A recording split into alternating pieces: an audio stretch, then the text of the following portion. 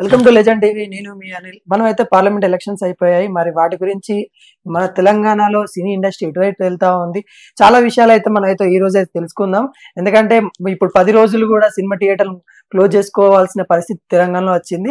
మొన్న ఎలక్షన్స్ అయిపోయినాయి. మరి ఎలక్షన్ క్యాంపెయినింగ్ లో ఏదైతే తెలంగాణ పౌరసత్యం గురించి కూడా చాలా అవగాహన తెలిపించిన వ్యక్తి, తెలంగాణ గురించి ఇంకెన్నాళ్ళు అనే సినిమా తీసిన వ్యక్తి, డైరెక్టర్ సయ్యద్ రఫీ సార్ గారు అయితే మనతోనైతే ఉన్నారు. ఒకసారి మాట్లాడి తెలుసుకున్న ఇవన్నీ గురించి మాట్లాడుకున్నాం. నమస్తే సార్.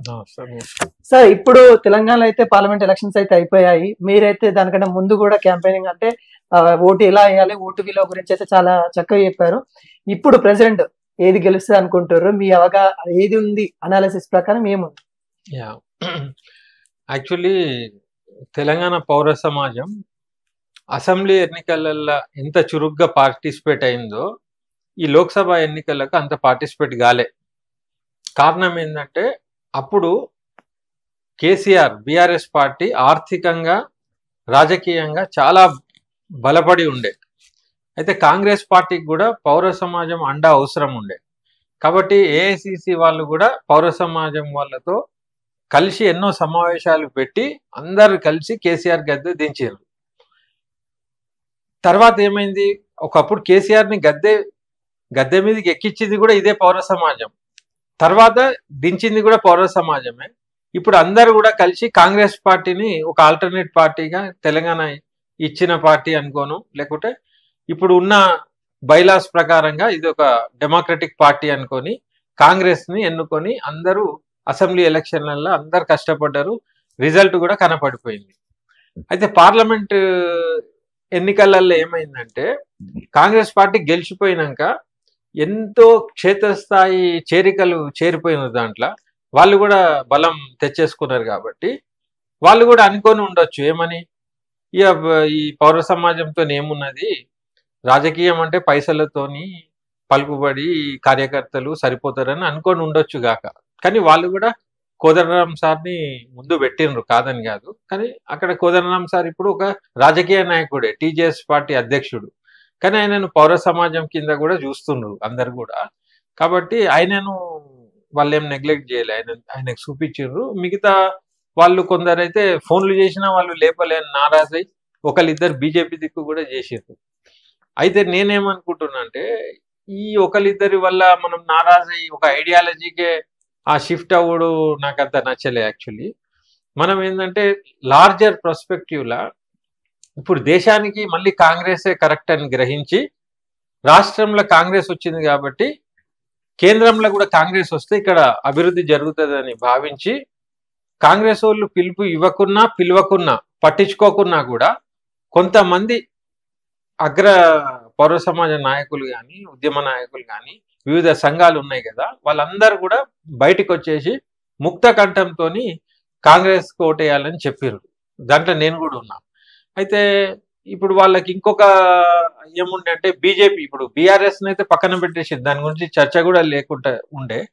అయితే బీజేపీ వాళ్ళు రాజ్యాంగాన్ని తీసేస్తాం, రిజర్వేషన్లు తీసేస్తాం, ఇట్లాంటి అనుడు స్టార్ట్ చేసారు. అంటే పోలరైజేషన్ ఆఫ్ ఓట్లతో వాళ్ళకి లబ్ధి చెందుతుందని భావించి అని ఉండవచ్చు గాక. ఈ మాట వినంగానే పౌర సమాజంలో ఉన్న వాళ్ళందరూ ఎవరైతే స్తబ్దతగా ఉన్నారో అందరు బయటకు వచ్చేసారు. మళ్ళా ఇదేదో డేంజర్ ఉన్నది దేశానికి రాష్ట్రానికి అని మళ్ళీ బయటకు వచ్చి కాంగ్రెస్ వాళ్ళు పట్టించుకోకున్నా అందరూ కూడా ఒక సమాజ శ్రేయస్సు కోరి కాంగ్రెస్ ఓటేయి అని చెప్పిండ్రు క్లియర్ కట్ గా.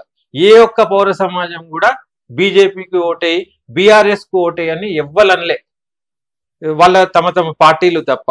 కాబట్టి నాకు అర్థమైంది ఏంటంటే తెలంగాణకి ఇది ఒక వరం. ఇప్పుడు పౌర సమాజమే ఇప్పుడు తెలంగాణను మొత్తం ఈ పాలనను డిక్టేట్ చేసేది, నిర్ణయం తీసుకునేది మొత్తం పౌర సమాజమే.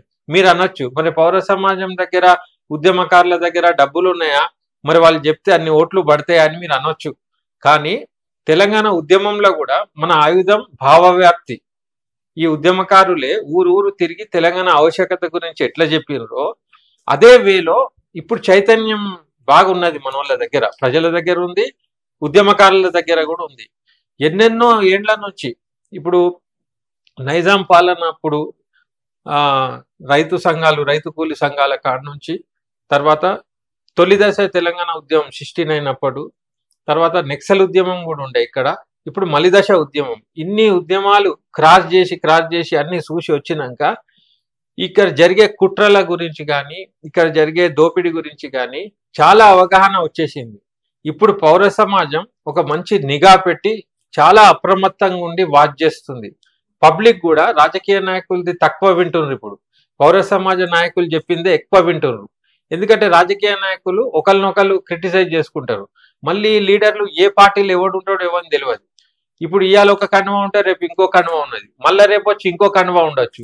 అయితే ఇవన్నీ కూడా ఒక కూటి పక్షులని డిసైడ్ అయిపోయింది. కానీ ఇప్పుడు కన్ఫ్యూజన్లో కూడా ఉన్నారు పబ్లిక్. ఇప్పుడు ఎవరైనా రాజకీయ నాయకుడు కలిస్తే అన్న ఇప్పుడు ఏ పార్టీలు ఉన్నవే అని అడుగుతున్నారు.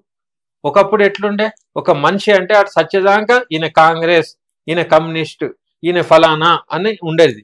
ఇప్పుడు ఏం లేదు, అసలు ఎటు ఏది ఉంటే అటు పోతారు, ఇష్టం వచ్చినట్టు పోతున్నారు. కాబట్టి ఆ క్రెడిబిలిటీ రాజకీయ నాయకులు కోల్పోయింది, దాంట్లో డౌట్ లేదు. అయితే ఇట్లాంటి టైంలో మనము ఆ పార్టీ సిద్ధాంతాలు, ఐడియాలజీనే నమ్మాలి. ఈ మనుషులను, లోకల్ మనుషులను కాదు. కొంతమంది మనుషుల మీద కోపంతో కూడా నిర్ణయాలు తీసుకోవద్దు పెద్ద పెద్దవి. అయితే ఈ మనుషులు తాత్కాలికం, ఇవాళ ఉంటారు రేపు పోతారు. కానీ ప్రతి పార్టీకి కూడా వాళ్ళ సిద్ధాంతాన్ని గట్టిగా చేసుకునే టైం వచ్చింది. ఇప్పుడు ఒక సిద్ధాంతానికి కట్టుబడి వెళ్ళే విధంగా తయారు చేసుకోవాలి పార్టీలు, లేకుంటే అన్ని పార్టీలు ఒకటేలాగా కనబడుతున్నాయి. కాబట్టి ఏంటంటే ఇప్పుడు కాంగ్రెస్ పార్టీ ఉంది, దాని ఐడియాలజీ ఏంది, కమ్యూనిస్ట్ పార్టీ ఉంది, దాని ఐడియాలజీ ఏంది, బీజేపీ పార్టీ ఉన్నది, దాని ఐడియాలజీ ఏంది. అయితే ఏ ఐడియాలజీ మనకు మంచి అవుతుందో, మన సమాజానికి శ్రేయస్కరంగా ఉంటుందో ఆ ఐడియాలజీకి మనం మొగ్గు చూపించాలి. కానీ ఇప్పుడు లీడర్లను చూసి చేసే రోజులు అయితే ఇప్పుడు కావు. కాబట్టి ఇంత అవగాహన పౌర సమాజ నాయకులకు, ఉద్యమకారులకే ఉంటది. కాబట్టి వాళ్ళు చెప్పింది పబ్లిక్ నమ్ముతుండ్రు. ఇప్పుడు అదే ఫలం ఇప్పుడు మా తెలంగాణకి ఏంటంటే, నేను ఇంతకుముందు కూడా చెప్పిన, పౌర సమాజ నాయకులే, ఉద్యమ నాయకులే తెలంగాణకు ఒక అండ. ఇప్పుడు ఫర్ ఎగ్జాంపుల్ కేసీఆర్ ఈ పౌర సమాజ సహకారంతోనే పీఠం ఎక్కిండు. ఎక్కిన తర్వాత నాది ఫక్త్ రాజకీయ పార్టీ అని చెప్పిండు. అసలు ఉద్యమకారులు నాకు అవసరమే లేదనుకున్నాడు, అందరినీ పక్కన పెట్టిండు. అప్పుడు దాని రిజల్ట్ మనం చూస్తున్నాం. సేమ్ వేళ ఇప్పుడు వచ్చిన కాంగ్రెస్ ప్రభుత్వం ఉద్యమకారులను వాళ్ళతో కలుపుకొని, వాళ్ళతో మమేకమై ఒక మంచి పాలసీలు తయారు చేసి ఇప్పుడు ఈ తెలంగాణను మంచి అభివృద్ధి దిశలో తీసుకెళ్లాలన్నప్పుడు వీళ్ళ తోడు కూడా వాళ్ళు ఎంబడి పెట్టుకొని చేస్తే ఒక మంచి నిర్మాణం అవుతుంది, ఒక కీర్తి వస్తుంది, పాలకులకు కూడా గొప్ప పేరు వస్తుంది, ఎప్పటికి కూడా ఆ పార్టీ నిలబడిపోతుంది. ఇప్పుడు వీళ్ళు కూడా కేసీఆర్ లెక్క వీళ్ళ అవసరం ఏంది, వీళ్ళెంత అన్నట్టు వ్యవహరిస్తే మళ్ళీ కేసీఆర్ లెక్కనే అవుతుంది. అప్పుడు రాజకీయ ఈ పౌర సమాజం కలిసి ఒక ప్రత్యామ్నాయ రాష్ట్రీయ పార్టీ పెట్టినా మనం డౌట్ పడేది లేదు. ఎందుకంటే ఇప్పుడు పౌర సమాజ నాయకుల దగ్గర అంత క్లారిటీ వచ్చింది, అంత అది ఉన్నది. వాళ్ళ దగ్గర డబ్బులు లేకున్నా పర్వాలేదు, కానీ వాళ్ళు ఎవరినో ఏదో చేసి మళ్ళీ ఒక ఆల్టర్నేట్ పార్టీ తెచ్చే అవకాశం ఉంటుంది. ఒకవేళ కాంగ్రెస్ పార్టీ అసెంబ్లీ ఎన్నికలలో వీళ్ళతో కలిసి ఎట్లా చేసిందో సేమ్ వేలో ప్రభుత్వంలో కూడా వీళ్ళని కలుపుకొని వీళ్ళ సూచనలతోని కలిసికట్టుగా పోరాటం చేసి కలిసికట్టుగా కష్టపడితే తెలంగాణ అభివృద్ధి చెందుతుంది. ఇప్పుడున్న కాంగ్రెస్ పార్టీయే గట్టిపడుతుంది, ఇంకా వేరే పార్టీ అవసరం లేదు. ఇప్పుడు కొన్ని రాష్ట్రాలలో బీజేపీ పార్టీ వ్యవహారం మనకు తెలిసిందే, ప్రభుత్వాలను కూలగొట్టుడు అట్లాంటి చేస్తూనే ఉంటారు వాళ్ళు, అది అందరికి తెలిసిన విషయమే.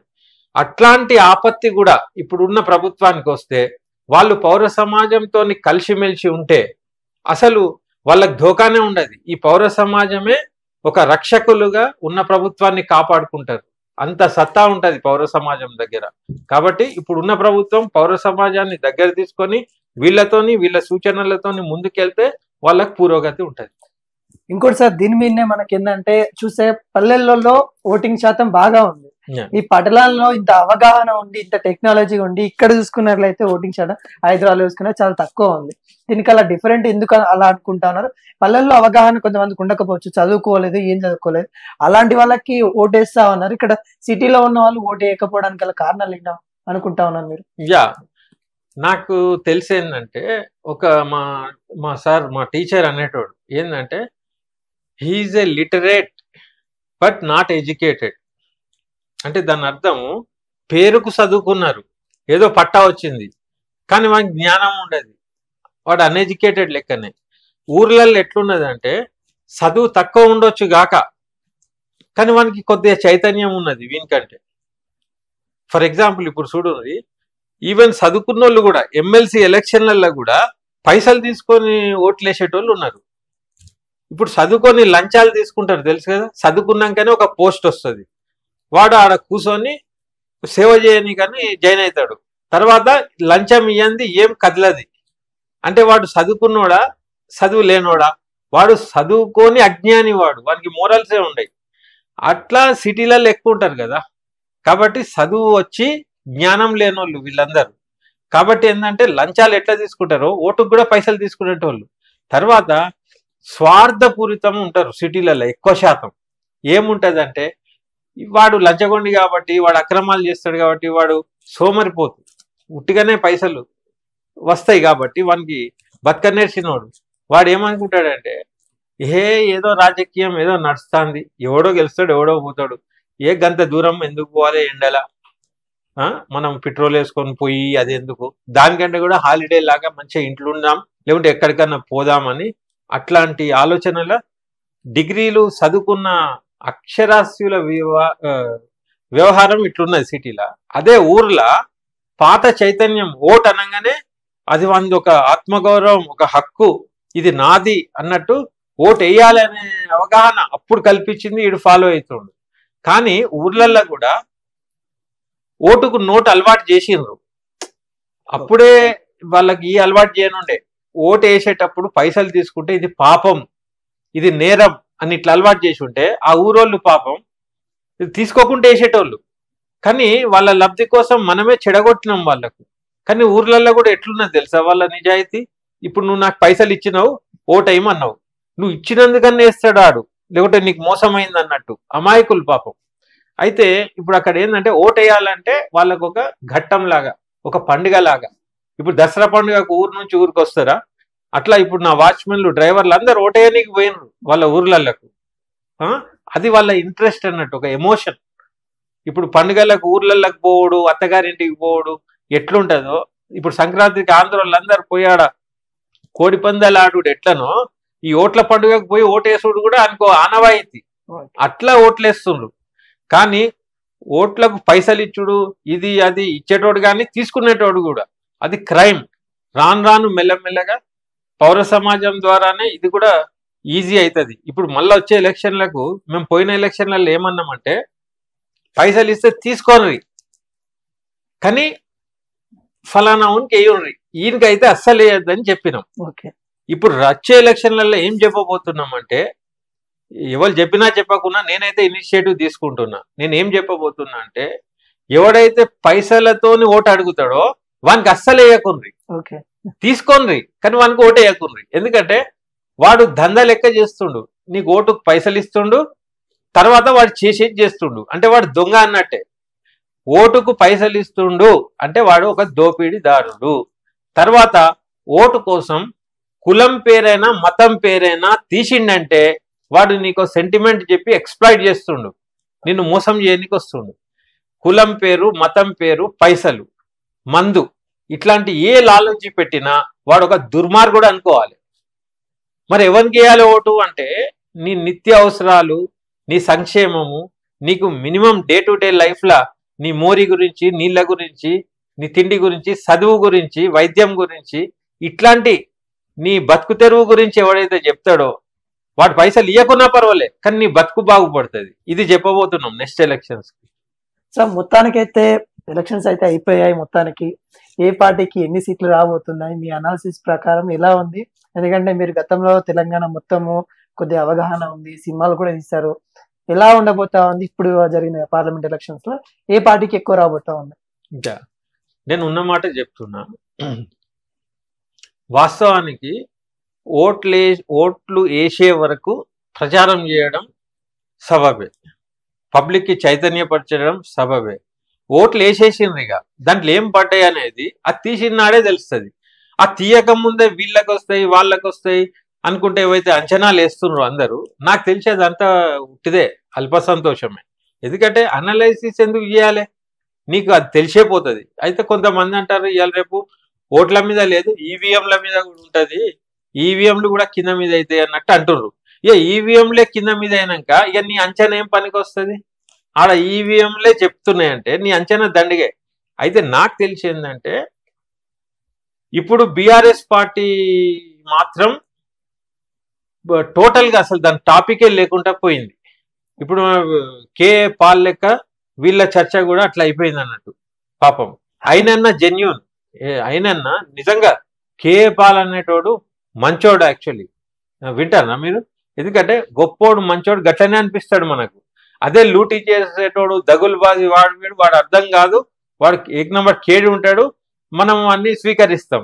వీడు డిఫరెంట్ అనిపించగానే అంటే తెలంగాణ తెచ్చిన పార్టీనే మీరు ఇంత అంటా ఉన్నారు, అది ఎట్లా తీసుకోవచ్చు? ఇక తెచ్చిన పార్టీ ఇచ్చిన పార్టీ అనేది కాదు ఇక్కడ అది బంద్ అయిపోయింది.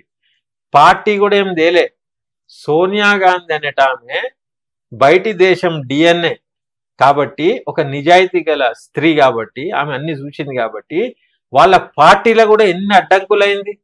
ఒకడు పెప్పర్ స్ప్రే పట్టుకున్నాడు అదే రోజు, అది కాంగ్రెస్ పార్టీ అనేనే. ఇంకోడు ఒక కాలు మీద నిలబడి నిరసనలు చేసినారు. ఎన్ని కష్టాలు అనుకుంటున్నావు? ఒక డెలివరీకి అయ్యే 100 డెలివరీల కష్టం ఒక స్త్రీ అనుభవించింది అక్కడ. అంతా ఆమె చొరవతో తెలంగాణ వచ్చింది. నేను కాంగ్రెస్ పార్టీ తెలంగాణ ఇచ్చింది కూడా అనా, సోనియమ్మ తెలంగాణ ఇచ్చిందంటే నమ్ముతా. ఆమె సొంత పార్టీ వాళ్ళను ఒప్పియాల్సి వచ్చింది, బీజేపీకి ఒప్పియాల్సి వచ్చింది, అందరికి ఒప్పించి తెలంగాణ ఇచ్చింది ఆమె. కాంగ్రెస్ పార్టీలో ఉన్నదామె, అది వేరే సంగతి. ఆమె వల్ల కాంగ్రెస్ కి ప్లస్ అవుతుంది ఇప్పుడు, అంతే.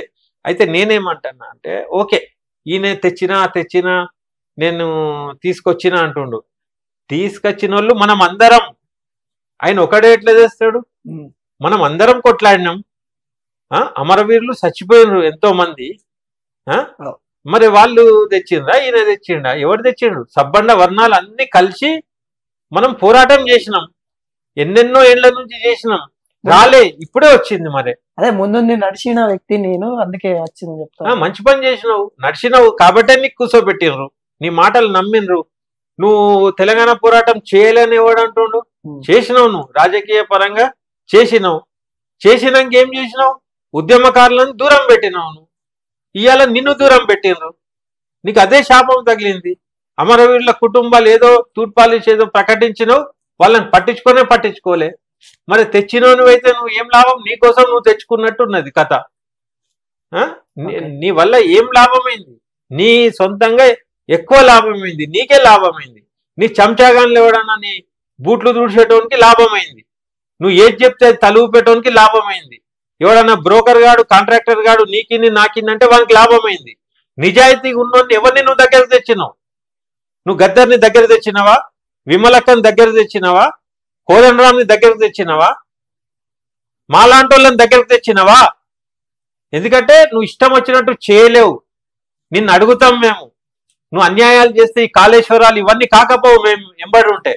అది నీకు ముందే తెలుసు కాబట్టి అందరినీ దూరం పెట్టేసి నీ ఇష్టం వచ్చినట్టు చేసినావు. ఒకసారి సహించిండ్రు, ఇంకోసారి సహించిండ్రు, తర్వాత అరే వీడు ఉంటే డేంజర్ తెలంగాణకు, వీడు పెద్ద డేంజర్ అని డిసైడ్ అయిపోయి అందరి ఇంట్లోకి వెళ్ళిండ్రు. ఒక పెద్ద పోరాటం, తెలంగాణ పోరాటం ఎట్లనో కేసీఆర్ ని దించుడు కూడా ఒక పెద్ద పోరాటం సాగింది. అది దాంట్లో వేరే ఆల్టర్నేట్ ఏది లేకుండే కాబట్టి కాంగ్రెస్ ని కూర్చోబెట్టినాం. సో ఎలా ఉండబోతుంది? బీఆర్ఎస్ ఎన్ని సీట్లు వస్తాయి అనుకుంటారు? మొత్తానికే ఉండవు అని చెప్తావా? బీఆర్ఎస్ కాంగ్రెస్ ఎన్ని వస్తాయి అనుకుంటారు? నేను ఆ సీట్ల గురించి చెప్పుడే రాంగ్ అంటున్నా. ఎందుకంటే తొందరపడి విశ్లేషణలు ఎందుకు? రిజల్ట్ వస్తుంది. ఇప్పుడు నేను ఏదో చెప్తా, ఏమైతుంది దాంతో? వచ్చిన రిజల్టే కౌంట్ కదా. ఇప్పుడు నేను కూర్చున్న మెదడు ఎందుకు ఖరాబ్ చేసుకోవాలి? ఈడిన్ని వస్తాయా, ఆడిన్ని వస్తాయా, ఏమొస్తాయా? ఆ ఊర్లోకి పోయి ఎవడు చూసిండు? ఆడ డబ్బాలలో ఎవడు పోయి చూసిండు? అక్కడ లోపల సర్వే చేయాలంటే ఇక మేము పోయి ఊరు తిరిగి నిల్చున్నోడు ఎవడో, ఫలాలు తినేటోడు ఎవడో, వాని గురించి మాకెందుగా? మేము క్షేత్రస్థాయిలో ఒక పెద్ద లార్జర్ పర్స్పెక్టివ్ లో దేశం కోసం, రాష్ట్రం కోసం కాంగ్రెస్ పార్టీకి వేయండి అన్నాం మేము. దట్ డౌటే లేదు. అయితే మేం చెప్పినందుకు అందరు వేస్తారా ఇయ్యరా అనేది కాదు కదా. ఇక్కడ కొందరు ధర్మం సెంటిమెంట్లో కూడా వచ్చేసిండ్రు. ధర్మం సెంటిమెంట్ కూడా మూవ్ అవుతుంది, అయితలేదని అంటలేను. అదే బీఆర్ఎస్ కరెక్ట్ ఉండుంటే అసలు ధర్మం గిర్మం ఉండకపోవు. ఇప్పుడు ఆయన వీక్ అవుట్లో ధర్మం మెల్లగా వచ్చేసింది. తర్వాత కొందరు లీడర్లు, తెలంగాణ ఉద్యమం టచ్ ఉన్న లీడర్లు కూడా నిస్సహాయ స్థితికి ఇదే కేసీఆర్ టార్చర్ భరించలేక ఎటుపోవాలను అర్థం కాక బీజేపీలో చేరిండ్రు, ఆడపోయి ఇరికిండ్రు. ఇప్పుడు ఈటెల రాజేందర్ అయినా కొండా విశ్వేశ్వరరెడ్డి అయినా వీళ్ళు చాలా జెంటిల్మెన్స్. వీళ్ళను సతాయిస్తే ఇమ్మడలేక అప్పుడు బీజేపీ పవర్లు ఉండే, స్ట్రాంగ్ ఉండే, కాబట్టి బీజేపీలోకి పోయినారు. ఇక ఊకే పార్టీ మారడం బాగుండదని చెప్పి అట్లనే పట్టుకొని ఉన్నారు పాపం. తర్వాత కాంగ్రెస్ పుంజుకున్నది, అది రేవంత్ రెడ్డికి ప్లస్ అయింది ఉన్నమాట. అయితే ఇప్పుడు కాంగ్రెస్ శ్రేణులకు కూడా నేనేమంటున్నా అంటే, ఇప్పుడు గెలిచిన కాంగ్రెస్ లీడర్లు కూడా ఏదో కొత్తగా వచ్చిన కొత్త రక్తం ఏం కాదు, అదే పాత ముఖాలు, 10 ఏళ్ళు మర్చిపోయినాం మనం. వాళ్ళకు కూడా నేనేం చెప్తున్నా అంటే, కేసీఆర్ పాలనతోని మనకు గుణపాఠం అర్థం చేసుకొని మీ పాత వ్యవహారం మర్చిపోండి. మీరేదో మినిస్టర్ లెక్క మీ ఏదో హోదా వచ్చినట్టు ఆ పొగరు మదము అన్ని దించేసే ఉండ్రి. సాదా సీదాగా ఉండి పబ్లిక్ తో మమేకమై మంచిగా పోన్రి. మళ్ళా కొన్ని ఛాయలు కనబడుతున్నాయి, మళ్ళా మీ పని గదే అవుతుంది. అయితే నేనేమంటున్నా అంటే, అందరి కష్టంతో మీరు పీఠం ఎక్కినరాడా. పౌర సమాజ నాయకులకు పౌర సమాజాన్ని ఇన్సల్ట్ చేయకూడదు. పౌర సమాజం ఊకే వెతుక్కుంటా తేదిగా నాయకులను మీరు మంచిగా బుద్ధిగా పాలించండి. పౌర సమాజం యొక్క సహకారం తీసుకోండి, మీకు అండగా ఉంటారు అందరు. మీ మీద ఈగ కూడా వాళ్ళనియారు. కానీ మళ్ళా మీరు కేసీఆర్ లెక్క ఇట్లా కనబడితే మళ్ళా గదే ఉంటది. ఇక మా పని అదేనా, ఓర్ని లేపుడు మళ్ళా దించుడేనా? కాబట్టి నా రిక్వెస్ట్ ఏంటంటే, మీరు సౌమ్యంగా ఒక ప్రజలను ప్రేమించడం నేర్చుకోండి. ఓట్ల కోసం ఎట్లెట్ల తిరిగినరో, అందరినీ పిలిచినరో సేమ్ వ్యవహారం పాటించండి. మీకు ఎవడేం విసుగు పెట్టాడు. సంక్షేమం గురించే వస్తాడు, అడుగుతాడు. దూరం ఉండి ఆ అపాయింట్మెంట్లు, ఆ పోలీసు వాళ్ళు, అదంతా ట్రాష్. దానివల్ల మీకు ఏముండదు, మీ ఇంప్రెషన్ పోతుంది. మీరు మంచిగా సాదాసీదాగా ఉండండి, మిమ్మల్ని ప్రజలే కాపాడుకుంటారు. ఈ అవకాశాన్ని కేసీఆర్ యూజ్ చేసుకోలే, మీరు యూజ్ చేసుకోండి. అది నా అడ్వైజ్. ఇంకోటి సార్, ఇప్పుడు తెలంగాణలో వస్తే 10 days దాకా సినిమా థియేటర్లు బంద్ చేసుకొని ఉండాల్సిన పరిస్థితి వస్తుంది. ఏ రాష్ట్రంలో లేదు, ఇప్పుడు మన తెలంగాణ రాష్ట్రంలోకి వచ్చింది. ఎందుకు వచ్చిందని అంటారు? మరి ఎలా ఉండబోతుంది సినీ ఇండస్ట్రీ తెలంగాణలో? యాజ్ ఎ డైరెక్టర్ మీరు ఏమనుకుంటా ఉన్నారు? సో సినీ ఏదైతే ఉందో థియేటర్లకి యజమానానికి మీ వంతు ఎలా ఉండబోతుంది మీ నుండి? యాక్చువల్లీ ఇప్పుడు ఈ సినిమా ఫీల్డ్ లో మొదటి నుంచి నేను కొన్ని ప్రపోజల్స్ పెట్టి ఉండే, పాలసీ గురించి అవి ఇవని. తెలంగాణ సినిమా ప్రొటెక్షన్ ఫోరం అని పెట్టిన ఉద్యమం టైంలో గిట్లా. అయితే మొదటి నుంచి నేను ఏమంటున్నా అంటే, ఇవాళ థియేటర్లకు జనాలు వస్తలేరు, సినిమాలు నడుస్తలేవు, కాబట్టి మేము థియేటర్లు ఇప్పుడు బంద్ చేసేసుకున్నామని ఒక కూర్చొని కొంతమంది ప్రకటించేసిండ్రు. నేననేది, జనాలు వస్తలేరు, థియేటర్ బంద్ చేసుకోండి, సినిమా దొరికితే నడుపుకోండి, దానికి కూర్చొని ఎందుకు ప్రకటించారు మీరు అంటే? దాని వెనుక నాకు తెలిసిందంటే, వర్కర్లకు పైసలు ఇచ్చుడో, లేకుంటే ఇంకేమన్నా ఇట్లాంటి, ఇప్పుడు లీజుకు తీసుకున్న వాళ్ళు థియేటర్ వాళ్ళకు రెంట్లు తగ్గించుడో ఏదో ఉంటుంది, వాళ్ళ బాధలు వాళ్ళకు ఉంటాయి. అయితే వీళ్ళు థియేటర్లు ఈ 15 రోజుల్లో వారం రోజుల్లో బంద్ చేసుడు కంటే పూర్తిగా బంద్ చేసి ఒక ప్రక్షాళన చేసుకొని ఫ్రెష్గా స్టార్ట్ అయితే బెటర్.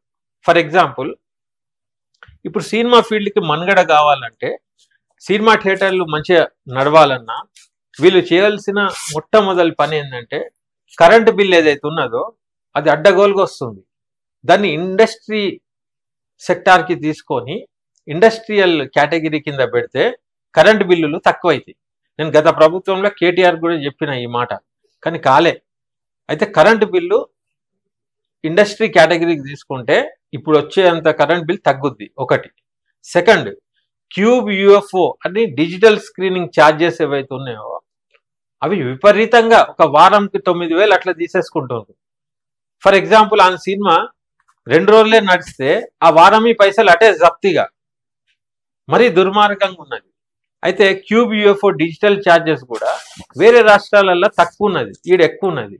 ఒక 4,000 4,500 పెట్టచ్చు, దానికి అంతగానం పైసలు తీసుకుంటున్నారు. ఈ 2 అయిపోయినాయి. మూడోది ఏంటంటే, ఈ థియేటర్లో టికెట్లు అడ్డగోలు పెంచేసిండ్రు. మునుపు మనం సినిమాకి పోవాలంటే ఈజీగా ఇట్లా పోతే ఇట్లా అయ్యేది. ఇప్పుడు సినిమాకి పోతే ఎన్నెన్ని రేట్లు ఉన్నాయి, ఎగబడి మరి సినిమా బడ్జెట్ పెరిగిపోయిందని సీఎం దగ్గర పోడు, రేట్లు పెంచేసుడు. ఇప్పుడు ఏమైపోయింది, ఓటీటీ వచ్చింది. ఓకే, 4వ పాయింట్ ఓటీటీ. ఆ ఓటీటీ ఏంది, ఇవాళ సినిమా నువ్వు చూడకున్నా అన్ని పైసలు పెట్టి టికెట్ కొని పెట్రోల్ వేసుకొని క్యాంటీన్ గీంటీన్ అన్ని చేసేసుకున్నాక అన్ని పైసలు గుండు కొరుకుతుండ్రు కాబట్టి కొన్ని రోజులు ఆగితే ఓటీటీలో వస్తుంది కదా అని వెయిట్ చేస్తుండ్రు. అయితే థియేటర్లో వచ్చే సినిమాకు ఓటీటీకి ఒక 6 నెలలు గ్యాప్ అన్నా ఏదన్నా పెట్టాలి. అప్పుడు ఆ చూడబుద్ధి వాడు వస్తాడు. 10 రోజులలోనే 15 రోజులలోనే ఓటీటీ వస్తుందంటే అన్ని పైసలు పెట్టి సినిమా చూసుడు కంటే ఓటీటీలో చూసుకుని నయ్యం అనుకుంటాను. అయితే నేనేమంటానా, ఫిలిం ఛాంబర్ల నిర్మాతలతో కూడా కూర్చొని అందరు కూర్చొని ఈ కరెంటు బిల్లులది, క్యూబిఎఫ్లు తగ్గించడం, టికెట్ రేట్లు తగ్గించడం, ఓకే, తర్వాత ఓటీటీకి కూడా ఒక నియమ నిబంధనలు పెట్టుకుంటే ఇట్లాంటి దౌర్భాగ్య స్థితి రాదు. ఇప్పుడు వీళ్ళు కూర్చొని థియేటర్లు బంద్ చేస్తున్నాం, జనాలు వస్తలేరు అంటుర్రు. జనాలు ఎట్లా రావాలి? నేను చెప్పిన ఈ 4 సూత్రాలు చేస్తే వస్తాయి. ఆ దాని గురించి ఎవరు మాట్లాడతలేరు. ఇప్పుడు అవి ఎందుకు మాట్లాడతలేరు? క్యూబిఎఫ్ గురించి తక్కువ ఎందుకు చేస్తలేరు? గవర్నమెంట్ దగ్గరికి అన్నిసార్లు పోతారు బొకేలు శాల్వాలు పట్టుకొని, కరెంటు బిల్ ఇట్లా చేయండి ఎందుకు అడుగుతలేరు? దీనివల్లనే ఇది అవుతుంది. ఇంకా రాను రాను ఇట్లనే మితిమీరిపోయి దీనికి ఆన్సర్ ఏమి ఇస్తారు? బడ్జెట్ పెరిగిపోతుంది, హీరోలు ఎక్కువ రేట్ అడుగుతున్నారు, ఇవి అంటారు. వాళ్ళతో సినిమా తీయకుండా ఎక్కువ అడిగితే నిన్ను బడ్జెట్ ఎవరు పెంచుకుంటారు? నీకు ప్రేక్షకుడు సినిమా చూస్తేనే నీ సాగుతుంది. నువ్వు ప్రేక్షకుడిని దూరం చేసి ఏ హీరోకి ఎన్ని పైసలు ఇస్తే ఏం లాభం? దాంతో చాలా మంది దెబ్బతింటారు. ఓకే, అది ఇంకా ఈ సినిమా ఇండస్ట్రీ మీద గవర్నమెంట్ తీసుకోవాల్సిన చర్యలు ఇవన్నీ అంటా ఉన్నారు. ఇప్పుడు ఇంకో పాయింట్ కూడా రేజ్ అవుతా ఉంది, తెలంగాణకి కూడా కొత్త సినీ ఇండస్ట్రీ కావాలి, సపరేట్ గా కావాలని చాలా రోజుల నుండి చెప్తా ఉన్నారు. ప్రజా దర్బార్లో కూడా చాలా మంది అయితే రావడం అయితే జరిగింది. దాని మీద మీరేమంటారు? నిజంగానే అవసరం ఉందా అంటారా తెలంగాణకి? అవసరం ఉంది. అది ఎలా అంటే, మేము అడిగేది తెలంగాణ సినిమా పాలసీ. అసలు అది ఊకే అడిగేటోనే నేను. అదేంటంటే, ఇప్పటికే కొత్త ప్రభుత్వం వచ్చినాక కూడా ఒక 4-5 వ్యాసాలు రాసిన మెయిన్ పేపర్లలో, వాయిస్లు కూడా ఇచ్చిన. గత ప్రభుత్వంలో మేనిఫెస్టోలో కూడా పెట్టించిన కేసీఆర్తో చెప్పి, ఏది కాలే. ఇప్పుడు కూడా రాసిన. ఇప్పుడు ఎలక్షన్లలో అయిపోతుంది కదా, మళ్ళా పోతా, కలుస్తా, పోరాటం కూడా చేస్తా. ఇక్కడ నేను అనేది ఏంటంటే, ఇప్పుడు బొంబాయిలో హిందీ పరిశ్రమ ఉన్నది, ఫుల్ నిలబడి ఉన్నది. అయినా కూడా మరాఠీ పరిశ్రమ అని వాళ్ళ రాష్ట్రాన్ని కూడా తయారు చేసుకున్నారు. దాంట్లో కొత్త ఆర్టిస్టులు, కొత్త క్రియేటివ్ వాళ్ళు ముందుకొచ్చిండ్రు. ఒక కొత్త స్థాపితం అయింది. వాళ్ళకు కూడా ఇప్పుడు పెద్ద బహుమానాలు వస్తున్నాయి, రెవెన్యూ కూడా బాగా జనరేట్ అవుతుంది. మెయిన్ స్ట్రీమ్ ఇండస్ట్రీ లెవెల్కి వచ్చేసింది. అది ఒకప్పుడు ఏం లేకుండే. అయితే నేనేమంటున్నా అంటే, మద్రాస్ నుంచి హైదరాబాద్కి వచ్చినప్పుడు తెలంగాణ వాళ్ళు లేరు ఎక్కువ, కాబట్టి అప్పుడు భూములు ఇచ్చిండ్రు, అన్ని ఇచ్చిండ్రు, అది డెవలప్ అయిపోయింది. ఆ ఇండస్ట్రీతో మాకు పంచాయతీ లేదు. ఆ ఇండస్ట్రీ డెవలప్ అవ్వనీకే ఇచ్చినాం కాబట్టి డెవలప్ అయినారు, సంతోషం. కానీ అప్పుడు తెలంగాణ డైరెక్టర్లు, ప్రొడ్యూసర్లు ఎక్కువ లేరు కాబట్టి ఇక్కడ సంస్కృతి సాంప్రదాయాలు ఇక్కడ వాళ్ళకి అవకాశాలు ఎక్కువ దొరకలే. ఇప్పుడు మీరు చిత్రపురి కాలనీలో పోతే ఎక్కువ తెలంగాణ వాళ్ళు ఉండరు. ఫిలిం నగర్ గుట్ట మీద భూమి పంపకాలు అయితే మన స్టూడియో ఒకటి లేదు, ఏం లేదు. అంటే ఆ టైంలో మనం లేము. కాబట్టి ఇప్పుడు నేనేమంటున్నా, కొత్త రాష్ట్రం వచ్చింది. ఎట్లయితే రాజకీయానికి ఉపయోగపడ్డదో, వేరే వాటికి ఎట్టెట్టయితే ఉపయోగపడ్డదో, కొత్త రాష్ట్రం తెచ్చుకున్నదే అభివృద్ధి చెందడానికి. అయితే నేనేమంటున్నా, ఇప్పుడు తెలంగాణ కళా సంపద పెరిగిపోయింది. యూట్యూబ్లు, సోషల్ మీడియా రావడం వల్ల తెలంగాణ యాస కమర్షియలైజ్ అయిపోయింది.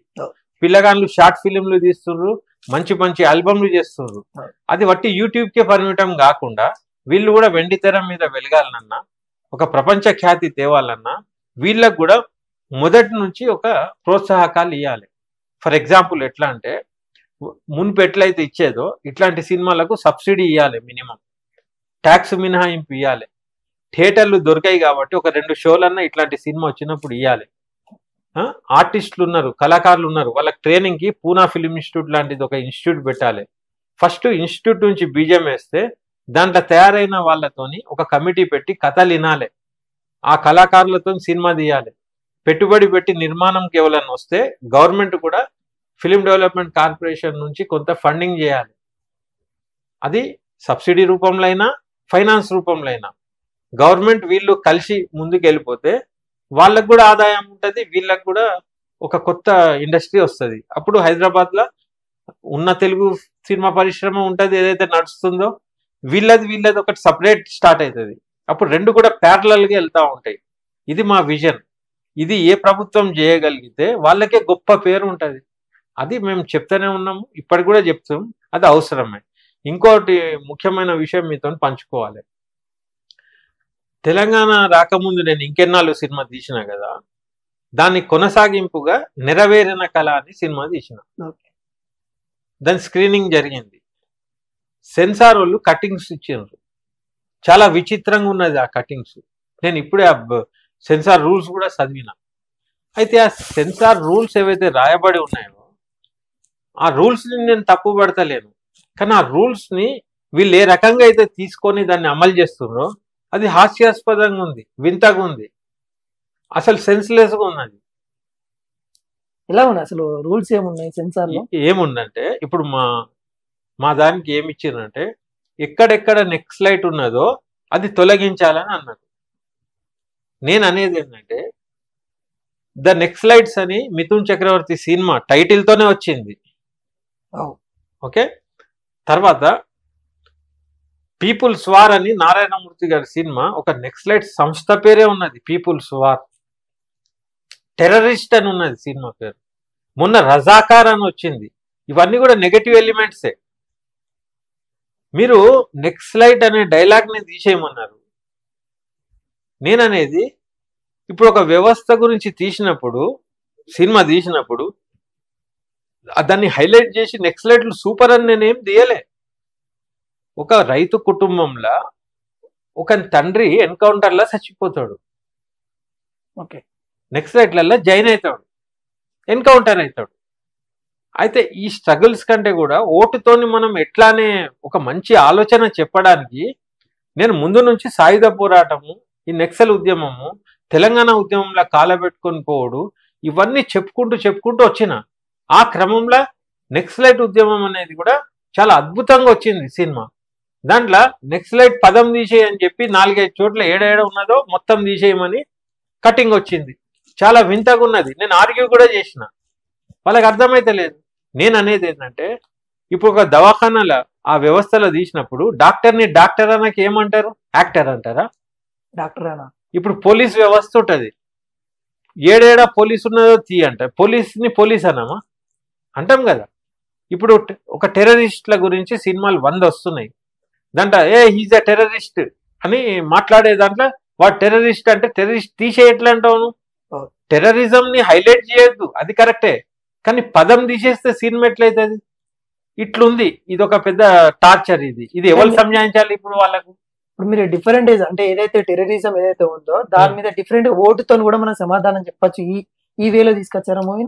బ్రహ్మాండంగా తెచ్చిన నేను ఇప్పుడు ఇక సినిమా కథ లీక్ అయిపోతుంది, కానీ వాళ్ళ ఊరి సమస్యను పరిష్కరించడానికి రాజ్యాంగం కల్పించిన ఒక హక్కులను ఎట్లా వాడాలి, దాంతో మనం ఎట్లా పరిష్కారం అయితే అని నేను రాజ్యాంగబద్ధంగా ఒక గొప్ప సినిమా తీసిన.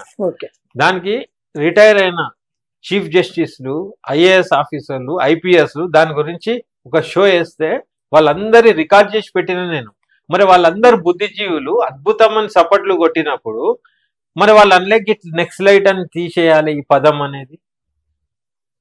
ఇప్పుడు మొన్న రజాకర్ సినిమా వచ్చింది, మరి నువ్వు టైటిల్ రజాకర్ ఎట్లేలో చేసినావు? ఇప్పుడు ఆ సినిమా మొత్తంలో రజాకర్ అనారా? అనంది సినిమా ఎట్లయితుంది? ఇప్పుడు మన తెలంగాణలో నక్సల్ ఉద్యమం ఉండేనా లేదా? ఉన్నప్పుడు తీస్తాం కదా. తీసినప్పుడు నెక్సలైట్ ని ఏమనాలి మరి? నేను చెప్పాలి వాళ్ళే. ఎందుకు అనుకుంటా ఉన్నారు వ్యత్యాసం ఎందుకు వచ్చిందని మీరు ఎందుకు అనుకుంటా ఉన్నారు? ఎందుకంటే అంటే అక్కడ డిఫరెంట్ అంటే తెలంగాణ ఆంధ్ర వేరియంట్స్ వస్తా ఉందా, లేకుంటే ఎందుకు వచ్చిందని అనుకుంటా ఉన్నారు మీరు? ఏం లేదు, వట్టిగానే వాళ్ళాడ ఓహో ఇది నెగటివ్ ఎలిమెంట్ ఏమో, నెక్సలైట్ అంటే అది చదివి నెక్సలైట్లలో పోతారేమో అని ఎవరి మైండ్కి వాళ్ళు ఆలోచిస్తున్నారు. అది అంత అవసరం లేదు. అది ఎట్లయితుందంటే ఒక ఎంపీ గారు ఒక లెటర్ రాసి సెన్సార్ బోర్డుకు పంపితే సెన్సార్ మెంబరు స్క్రీనింగ్ కమిటీలో జాయిన్ అవుతున్నారు. అరే దాని వాళ్ళకి ఎంత అవగాహన ఉంది, వాళ్ళకి ఎంత ఏముంది, వాళ్ళకి ఏం ట్రైనింగ్ ఇచ్చిండ్రు అన్ని చేసి పంపితే ఇట్లాంటివి ఉండయి. ఇప్పుడు వాళ్ళ పర్సెప్షన్లా నెక్సలైట్ అనే పదమే నేరం లెక్క ఉన్నది. అది మరీ దారుణంగా ఉంది. ఇప్పుడు నేను వాళ్ళకి అప్పీల్ కూడా చేయబోతున్నా. ఏమని, ఇప్పుడు నేను మళ్ళా ఆర్సీకి వెళ్ళాలన్నట, రివైజింగ్ కమిటీకి మళ్ళా పైసలు కట్టాలి దాని గురించి. ఆర్సీ ఎందుకు, వీళ్ళు ఆఫీసర్లు కాదా, వీళ్ళు కమిటీ కాదా, మళ్ళీ ఆర్సీ ఎందుకు, మళ్ళా పైసలు పెట్టి మళ్ళా పోవాలి, మళ్ళా పని చేయాలి. నేనే ఒక బాధ్యత గల పౌరుణ్ణి, సమాజానికి ఏది మంచి చెడు తెలిసినోని నేను. అరే వింతగా లేదా, ఏమన్నా నెక్సలైట్ అనే పదం తీసుకుంటా సినిమా తీస్తాడు ఎవడన్నా? ఇప్పుడు సినిమా మొత్తం నెక్సలైజం మీదనే ఉందనుకో, నెక్సలైట్ అని పోలీసోడు మాట్లాడినా నెక్సలైట్ తీసేసి మరి ఏం పెట్టాలి, రాడికల్ అని పెట్టాలనా? మరి రాడికల్ కూడా అదే పదం, మరి ఏమని పెట్టాలి నేను? మీరు పెద్ద పెద్ద వైలెన్స్లు తలలు తెగి పడేది ఎలో చేస్తున్నారు, దుర్మార్గమైన టైటిల్స్ ఎలో చేస్తున్నారు, మళ్ళా టెర్రరిస్ట్ల సినిమాలే తీస్తున్నారు. ఒక్కొక్కడు పెద్ద స్కామర్స్ ఒక్కొక్క సినిమాల స్మగ్లింగ్ ఎట్లా చేయాలనో చూపిస్తుండ్రు, విధానం కూడా నేర్పుతుండ్రు. అవన్నిటికి ఏం కాదు కానీ ఒక నిజాయితీగా తీసి దాంట్లో నెక్సలైట్ ఉంటే పదంని తీసేయమంటారు. నేను దీన్ని అట్లెట్లు ఒప్పుకుంటా? ఇప్పటికి కూడా నేను సెన్సార్ వాళ్ళని అంటున్నా, ఈ చిన్న ఆలోచన సంకుచిత భావాలు ఇట్లాంటివి చేసి ఇక నేనే దొరికినా మీకు నెక్సలైట్ తీయండి అంటే మీకు ఏదో మెంబర్షిప్ లో కూర్చోబెట్టి ఏదో చేయాలి కాబట్టి టక్కని ఏదో ఇచ్చినట్టున్నది. ఇప్పుడు సెక్యూరిటీ గార్డ్ ఉంటాడు, మనం హోటల్కి పోతే ఆడ పార్కింగ్ జాగా కూడా ఉంటుంది, మనమే పెడతాం బండి, కానీ వాడు ఒకసారి ఈల కొట్టి అని ఇట్లా అనుకుంటా ఎట్లయితే పిలుస్తారో వీళ్ళు కూడా సెన్సార్ అని కూర్చోబెట్టినందుకు ఇది ఇది ఏదో ఇయ్యాలి కదా, ఏదో చేయాలని చేస్తున్నట్టు అనిపించింది నాకు. కాదా మరి అట్లెట్లు ఇస్తారు? ఇప్పుడు మళ్ళా పోవాలి, మళ్ళా కరెక్షన్లు చేయాలి, మళ్ళా సబ్మిట్ చేయాలి, ఏంది పనిష్మెంట్? ఇదైతే నేను నిరాశగా ఉన్నా సెన్సార్ బోర్డు మీద. ఓకే, మరి ఏంటి అసలు మీరు ఏమైనా కంప్లైంట్ రేజ్ చేయగలుగుతారా మరి వాళ్ళ మీద? ఎలా తీసుకోగలుగుతారు, ఎలా ఉండబోతా ఉంది మరి సినిమా, మరి ఎప్పుడు రిలీజ్ చేయబోతా ఉన్నారు? నేను వాళ్ళు ఏదైతే చెప్పినరో తీసేయమని నేను ఓవరాల్ గా వాళ్ళతో ఆర్గ్యూ చేసిన, వాళ్ళు నా ఆర్గ్యుమెంట్ విన్నారు.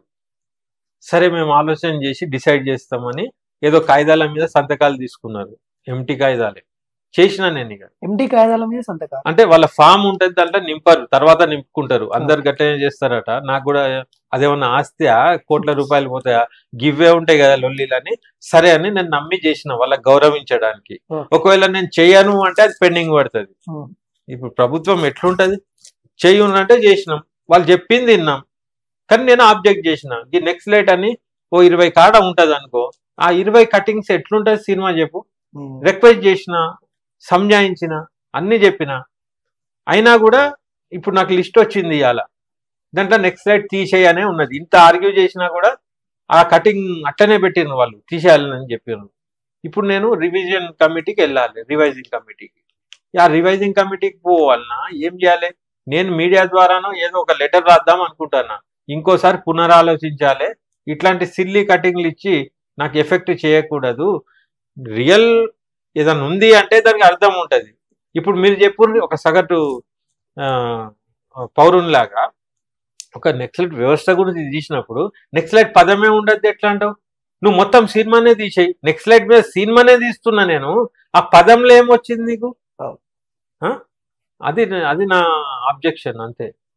ఓకే, మొత్తానికైతే ఈ విధంగా ఉంది తెలంగాణ రాజకీయ పార్లమెంట్ ఎలక్షన్స్ అప్పుడు కూడా ఇవి ఏవైతే ఉన్నాయో సర్వేలు అవి ఏం కాదు, ఏదైతే ఓట్లు వేసిన వాళ్ళు ఏవైతే ఉన్నాయో ఇంకొన్ని రోజుల్లో రిజల్ట్ వస్తుంది. అదే ఇవన్నీ కల్పితాలు మాత్రమే, మనము ఏదో ఊహించుకొని చెప్పుకోవడం సరికాదని చెప్తా ఉన్నారు. ఇంకా ఏదైతే మూవీ ఇండస్ట్రీకి సంబంధించిన ఏవైతే ఉన్నాయో సెన్సార్ బోర్డు చేస్తున్న తప్పిదాలు కూడా తలెత్తుతా ఉన్నాయి. ఇప్పటికైనా సెన్సార్ బోర్డు వాళ్ళు ఏవైతే ఉన్నాయో చూసుకొని మా పట్ల ఏవైతే ఉన్నాయో వాళ్ళు ఆర్సీకి పంపకుండా చూడాలని తన లెటర్ కూడా రాయబోతా ఉన్నారు. తను గతంలో కూడా తెలంగాణ ఉద్యమ సమయంలో కూడా ఓట్లు, భారత పౌరుడిగా ఓటు హక్కు అనేది చాలా విలువైనదని చాలా విషయాలు అయితే తన వ్యక్తం చేశారు. తన వేదికగా తన యూట్యూబ్ ద్వారా కానీ కాకుండా ఇంకా ఫేస్బుక్ లో కానీ తనకున్న ప్లాట్ఫామ్ లో వ్యక్తం అయితే చేశారు. ఇది మొత్తానికి అయితే మనకి సయ్యద్ రఫీ సార్ తో ఇంటర్వ్యూ. ఇంకా వ్యక్తితో మళ్ళీ కలుద్దాం.